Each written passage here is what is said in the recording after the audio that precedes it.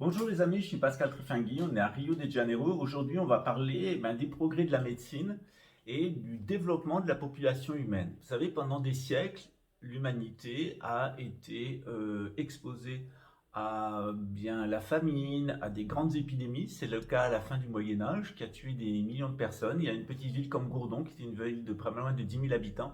On s'est retrouvé avec 3 habitants. Donc pour pas passer à nouveau avec l'augmentation de la population à des grandes épidémies, comme ça s'était passé à la fin du Moyen Âge et au début de la Renaissance, s'est développé la médecine, notamment la médecine chimique, puis la médecine industrielle, puis les radiologies, etc. Et puis une branche de la médecine, il y a eu une querelle entre Pasteur et Béchamp, et puis c'était plus intéressant de suivre Béchamp du point de vue des profits, des bénéfices, et puis donc généralement on a suivi la piste de Pasteur, c'est-à-dire l'existence de virus qui attaqueraient notre corps. L'idée s'est faite de pouvoir aider notre système immunitaire et c'est ce qu'a apporté la vaccine. On s'aperçoit que les grandes campagnes de vaccination, elles ont permis de mettre fin au tétanos, à la poliomyélite, etc. Il y a eu un certain succès des grandes campagnes de vaccination. On lui a quelquefois fait des reproches, c'est-à-dire de troubler l'immunité naturelle, mais est-ce que dans un monde qui est de plus en plus artificiel et un monde qui est de plus en plus synthétique, est-ce qu'on peut laisser les êtres humains à une immunité complètement naturelle? Est-ce qu'ils ne vont pas tout compte fait être exterminés avec des grandes épidémies comme à la fin du Moyen Âge? C'est ce qu'on va voir maintenant. Je m'appelle Pascal Truffaut, on est à Rio de Janeiro, on est dans le cadre du temple bouddhiste à Genche da Praia.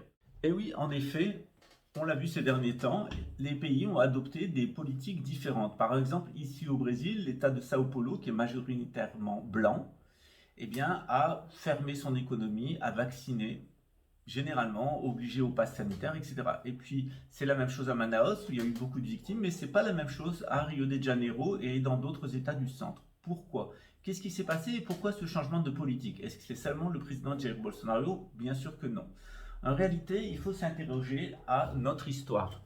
Notre histoire, c'est l'histoire de civilisations très brillantes qui d'un seul coup sont frappées par des grandes épidémies et qui vont à leur destruction. Pourquoi ça se passe comme ça? Parce que quand on est dans une civilisation, tant qu'elle fonctionne, on sert d'aspirateur. Il y a des gens qui viennent de l'étranger, c'est le cas au Brésil. Ici, il y a des gens, il y a une très très grande diversité génétique, il y a une diversité génétique élevée. Donc, en cas d'épidémie, la population, elle court peu de risques. C'est comme quand vous avez un grand champ d'orangers. Si vos orangers sont distribués dans la forêt, les maladies ne vont pas se communiquer l'une à l'autre. Mais si vous avez une forte concentration et de la même famille d'orangers, de la même souche, en cas de maladie, c'est tout votre champ d'orangers qui va être détruit. Il y a actuellement une maladie qui est arrivée au Brésil, qui est la maladie du dragon vert, et qui a frappé, qui a détruit, le Brésil, c'est 88% de la production mondiale de jus d'orange, et nos orangers ont été attaqués parce qu'ils avaient la même source génétique. Donc en faisant des modèles hybrides, on s'est aperçu qu'ils étaient plus résistants à la maladie, qu'il fallait arrêter de faire de la monoculture. C'est exactement ce qui se passe en Chine. Pourquoi la Chine a vacciné tout le monde et quelquefois de force? Tout simplement parce qu'en Chine, il y a une ethnie dominante qui représente peut-être 80% de la population et qui est les Han. Et les Han, ils sont tous originaires de la même famille embryonnaire. C'est-à-dire que quand il y a des épidémies en Chine, ça touche des millions de personnes qui sont en quelque sorte en famille. Voilà pourquoi la Chine a choisi, à partir des gens qui avaient été guéris à la Covid, d'identifier les anticorps contre cette forme de grippe, qui est une évolution du SARS-CoV-2, et puis de vacciner la population à partir des anticorps qui avaient été récoltés chez les personnes qui avaient guéri. Au Brésil, ça n'a pas été le cas. Pourquoi? Parce que le pays est peu sensible aux attaques épidémiologiques, alors que la Chine l'est. Donc au Brésil, alors au Brésil central, c'est pas le cas. À Rio de Janeiro et dans d'autres régions, il y a une plus grande diversité génétique. Donc naturellement, les personnes ont une immunité naturelle et ont moins besoin d'immunité synthétique. Alors à Sao Paulo, c'est un petit peu une exception parce que la population est excessivement blanche et puis à Manaus, elle est excessivement d'origine indigène. Et il y a eu beaucoup de morts chez les indigènes. C'est le cas par exemple à Sao Paulo. À Sao Paulo, la population est très blanche et à Manaus, la population est très indigène. Et on s'est aperçu que les gens étant en famille et dans la même souche génétique, ils ont été plus sensibles à cette évolution de la grippe saisonnière. Ça a été moins le cas ici à Rio de Janeiro. On a pratiquement plus de morts au Brésil. Il y a une nouvelle petite épidémie de grippe saisonnière qui arrive, mais c'est toujours le cas. Généralement, les gens arrivent de l'hémisphère nord avec des grippes Et puis, quand ils arrivent au Brésil, ils ont ce qu'on appelle la tourista et ils ont tendance un peu à contaminer tout le monde le temps que leur système immunitaire s'adapte aux conditions électromagnétiques et aux conditions bactériologiques du Brésil, que leur microbiote se fasse. Et bien, quelquefois, ils ont la tourista où ils vont tomber malades. Les personnes qui viennent vivre ici, ça prend quelques mois avant que leur système immunitaire redevienne à nouveau complètement effectif. Voilà pourquoi il y a eu des différences de politique entre le Brésil et la Chine. Un autre fait aussi, c'est que le Brésil est un pays qui est né de la colonisation où les gens sont beaucoup plus individualistes. Soit ils ont été envahis et noyés génétiquement. C'est nos amis les Indiens Patachos. Il y a 100 millions de Brésiliens qui ont du sang indigène, mais la plupart des gens l'ignorent. Et puis il y a eu une espèce de noyage génétique de la population indigène. Alors quelquefois, ceux qui sont restés complètement indigènes, ils sont plus sensibles aux maladies qui ont été apportées par les Blancs. Ils ont été décimés. Voilà, plus les politiques d'extermination menées par les Portugais, les Jésuites et les colons portugais. Voilà. Alors il faut savoir qu'en Angola, ça a été un massacre. Hein. Les Portugais sont sur une toute petite fenêtre génétique. Hein. C'est des descendants d'Ibères et des résultats de la colonisation arabe. Et ce mélange d'Ibères et d'Arabes, qui en plus apostasiait l'islam et quelquefois même le judaïsme, a donné une race, un peuple qui est extrêmement catholique à la base et qui est extrêmement agressif. La décolonisation du Brésil s'est pas trop mal passée, mais la décolonisation de l'Angola a été une horreur et un carnage. Les Portugais se sont comportés comme des cinglés, tout simplement parce qu'ils ont une petite fenêtre génétique, ce qui fait que ça a multiplié leur agressivité. Or, en réalité, quand vous allez ailleurs, il est mieux de ne pas être agressif. Quand vous allez chez des amis, soit vous voulez imposer votre sang et vous allez devenir agressif, soit vous vous montrez gentil. Et puis, si ça se trouve, vous allez épouser la fille de la maison. Voilà. Donc, c'est toujours mieux de ne pas se montrer agressif quand on arrive dans un nouveau pays. C'est la tentation de se montrer plutôt gentil. Alors, il ne faut pas se faire prendre pour une pomme non plus. Voilà. Donc au Brésil, on a une mentalité qui est le fruit de la colonisation et qui est plutôt individualiste. C'est des gens qui sont venus ici pour s'enrichir parce qu'ils n'arrivaient pas à trouver leur place dans la société en Europe. Ils sont venus en tant qu'individus dans des grandes vagues migratoires. Je mets de côté les gens qui ont été déportés dans le cadre de l'esclavage des nègres. Euh, En Chine, il y a une mentalité qui est beaucoup plus collectiviste. Donc les Chinois acceptent de s'en pencher, d'obéir à des règles qui nous semblent complètement absurdes, de se retrouver à 5000 dans une piscine. Il y a une espèce d'effet de moutonnage, mais c'est normal, tout le monde est en famille, donc tout le monde a les mêmes réactions mentales. Donc on ne peut pas de l'extérieur dire, eh bien ça c'est bien, ça c'est pas bien, les Chinois sont des fourmis, les Brésiliens sont tout mélangés, c'est un peuple inférieur, on l'entend quelquefois hélas. Alors on sait que les Portugais n'ont pas non plus toutes les qualités, c'est un peuple agressif qui a du mal d'ailleurs à se mélanger. Ici, des siècles après, il y a toujours des associations folkloriques portugaises ou italiennes, c'est deux peuples qui sont très ataviques et qui sont très agressifs.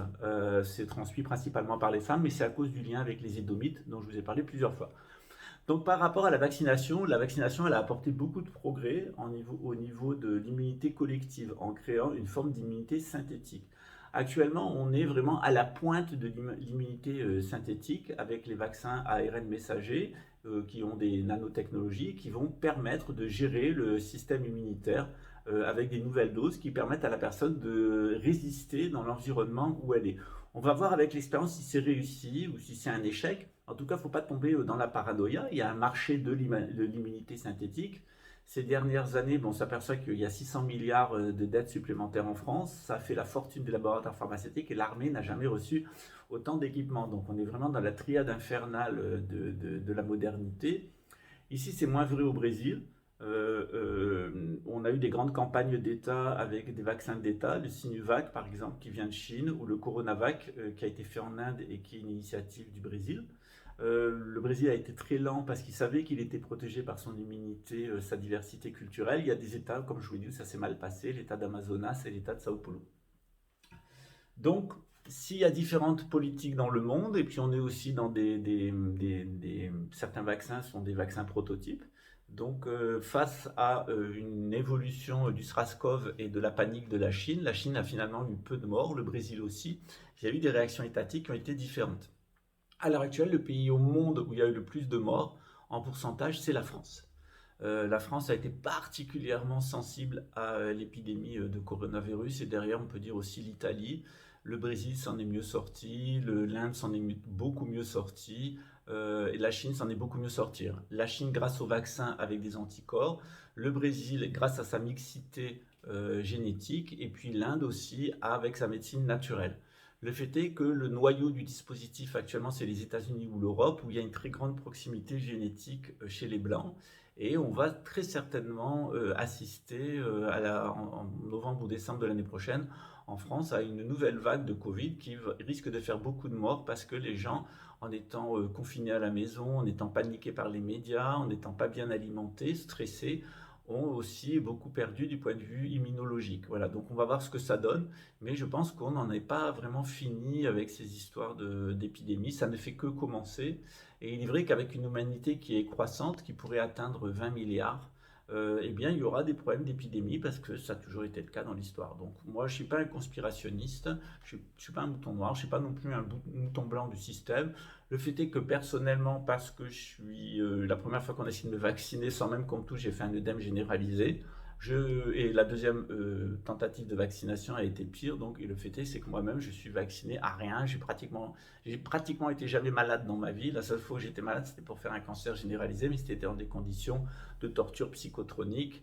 D'ailleurs, je salue les personnes de la section d'une nouvelle technologie de Luxembourg qui sont maintenant au sein du service secret et qui m'envoient des petits péteux qui passent leur vie sur Worldcraft à jouer à la bataille navale et des jeux pour puérils à vouloir jouer avec moi-même et ma famille et avec les flics pourris du coin.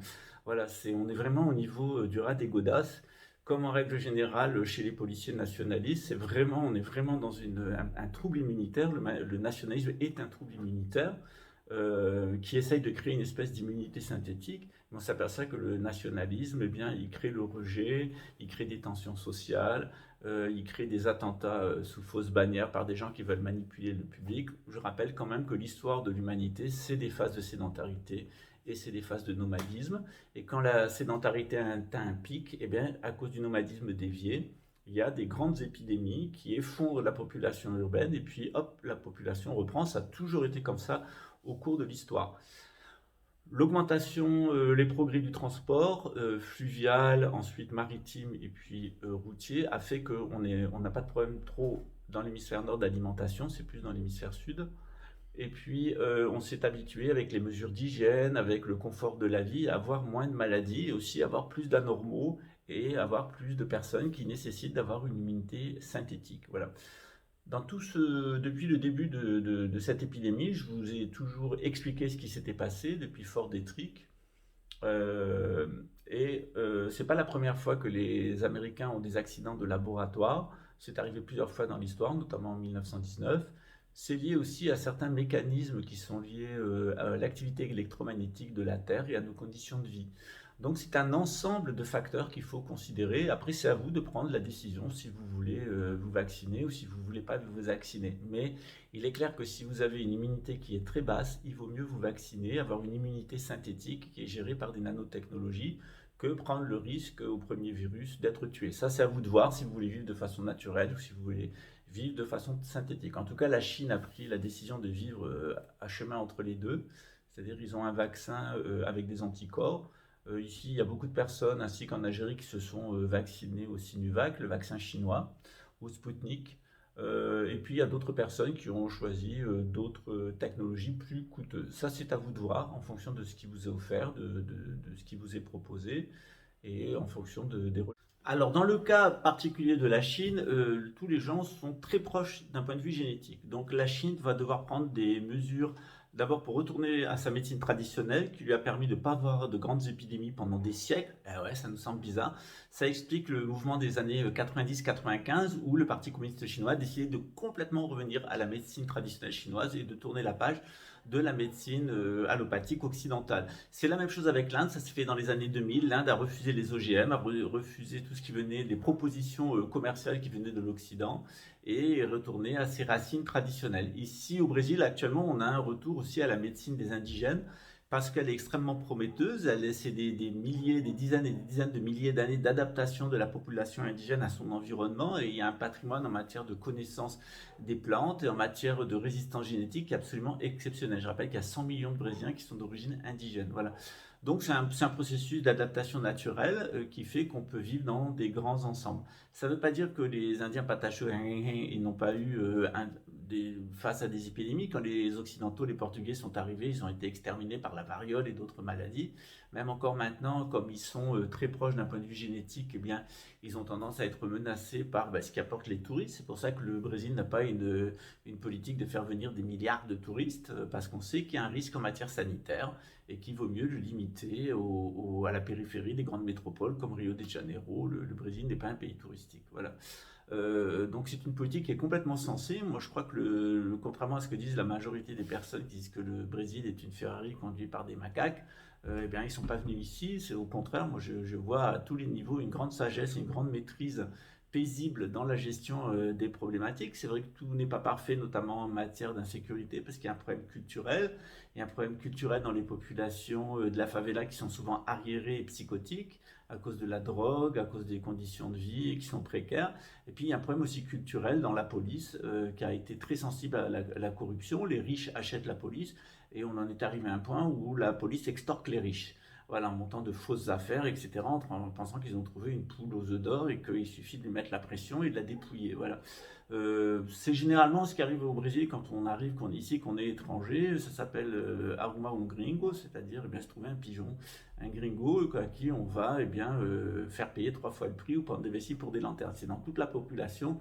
Il n'y a aucune spécificité dans la police, mais c'est juste une question de moralité. Et je dois dire qu'ici, elle est parfois très faible parce que c'est des populations qui ont continué à subir l'influence génétique et l'influence immorale des Italiens et des Portugais qui sont quand même les pires peuples au monde en matière de résistance synthétique, en matière d'agressivité. Et c'est des gens qui ne veulent pas s'intégrer, qui ne veulent pas s'adapter où qu'ils soient. Un Italien, au bout de 5 générations, vous dira toujours qu'il est italien, un Portugais aussi. Et le pire, c'est que quand ils appartiennent à un nouveau pays, et c'est le cas à Luxembourg avec les Portugais, ils deviennent encore plus nationalistes que les Luxembourgeois. Souvent, ils se demandent qu'est-ce qui prend à ces petits péteux cinglés descendants de Portugais à être plus nationalistes que les nationalistes. Ça crée véritablement une catastrophe quand on les trouve dans la police. Donc, une fois de plus, le nationalisme, c'est une maladie de l'immunité. Le nationalisme crée une immunité synthétique, c'est-à-dire qu'on va résister à toute influence étrangère, mais les civilisations qui sont dans cet état-là, c'est des civilisations qui continuent à se maintenir par la violence, par la tromperie, par les attentats false flag, par toutes sortes de manipulations de la population et qui vivent d'une certaine façon aussi dans une immunité synthétique avec une idolâtrie nationale. Voilà, alors je sais que ça ne fait pas toujours plaisir ce que je dis.